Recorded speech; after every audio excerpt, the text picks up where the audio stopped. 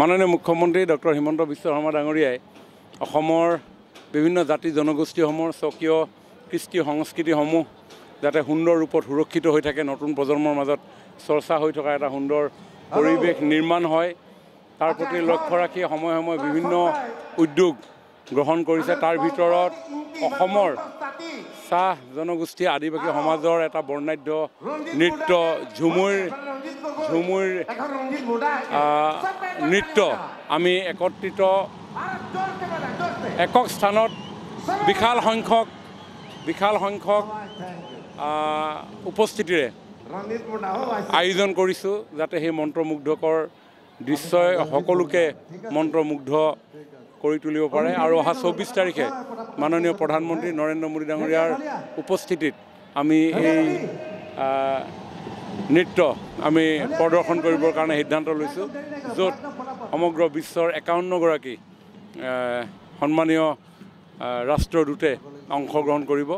মই ভাবোঁ যে এই আয়োজনে সমগ্ৰ বিশ্ববাসীৰ আগত আমাৰ চাহ জনগোষ্ঠী আদিবাসীক পৰিচয় কৰাই দিয়াৰ লগতে অসমৰ চাহ শিল্পৰ ক্ষেত্ৰতো এক নতুনত্ব কঢ়িয়াই আনিবলৈ সক্ষম হ'ব। ধন্যবাদ জনাইছোঁ আপোনালোকক, আমাৰ ঝুমৰ বিনন্দিনী আপোনালোকে খবৰ খাতি ল'ব আহিছে তাৰ বাবে। আৰু ধন্যবাদ জনাইছোঁ অসমৰ যশস্বী মুখ্যমন্ত্ৰী ডক্টৰ হিমন্ত বিশ্ব শৰ্মা ছাৰক।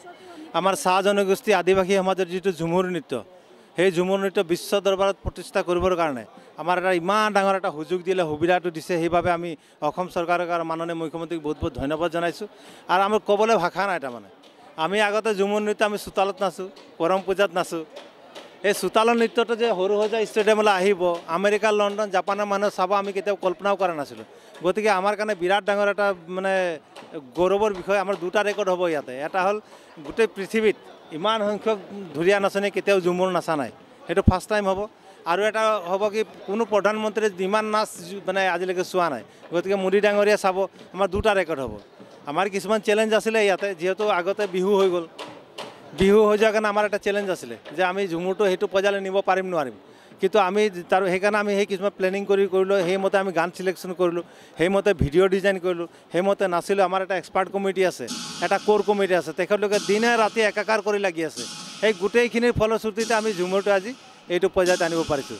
গতিকে শেষত মই এটাই আহ্বান জনাইছোঁ অসমবাসী ৰাইজক, আপোনালোকে 24 তাৰিখে আহক আৰু সৰুজা ষ্টেডিয়ামত ঝুমুৰ নাচটো চাওক।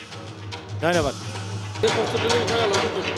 হয়, মই প্ৰথমে আপোনাৰ চেনেলৰ জৰিয়তে মাননীয় মুখ্যমন্ত্ৰী ডক্টৰ হিমন্ত বিশ্ব শৰ্মা দেৱলৈ অন্তৰ সৈতে আদিবাসী চাহ জনগোষ্ঠী সমাজ তৰফৰ পৰা ধন্যবাদ জ্ঞাপন কৰিছোঁ। ইতিমধ্যে তেখেতৰ শক্তিশালী প্ৰচেষ্টাৰ বাবে বিহু নাচে আজি বিশ্ব জয় কৰিবৰ কাৰণে সক্ষম হৈছিল। আৰু ইতিমধ্যে বিহুক লৈ পেলাই সমগ্ৰ বিশ্বতে আজি চৰ্চা হৈছে।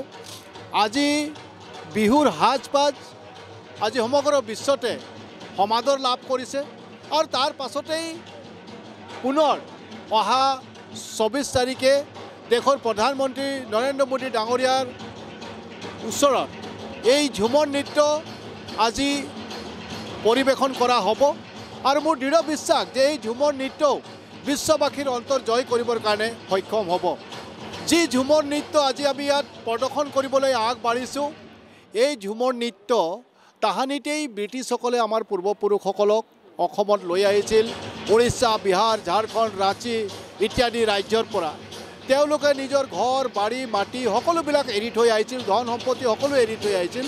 কিন্তু আপোনালোকে তেওঁলোকৰ এই কলাকৃষ্টি, তেওঁলোকৰ এই গীত মাত, তেওঁলোকৰ এই বাদ্যযন্ত্ৰ, তেওঁলোকৰ হাত পাৰ আপোনালোকৈ আহিছিল।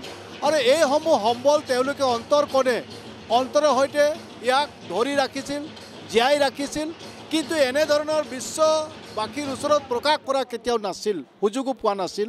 কিন্তু মাননীয় মুখ্যমন্ত্ৰী ডাঙৰীয়াৰ শক্তিশালী পদক্ষেপৰ বাবেই আজি বিশ্ববাসীৰ ওচৰত এই আপুৰুগীয়া সম্পদ, আজি এই ঝুমুৰ নৃত্য আমি পৰিচয় কৰাই দিয়াৰ লগতে ইয়াক প্ৰতিষ্ঠা কৰিবৰ কাৰণে আমি সক্ষম হ'ম।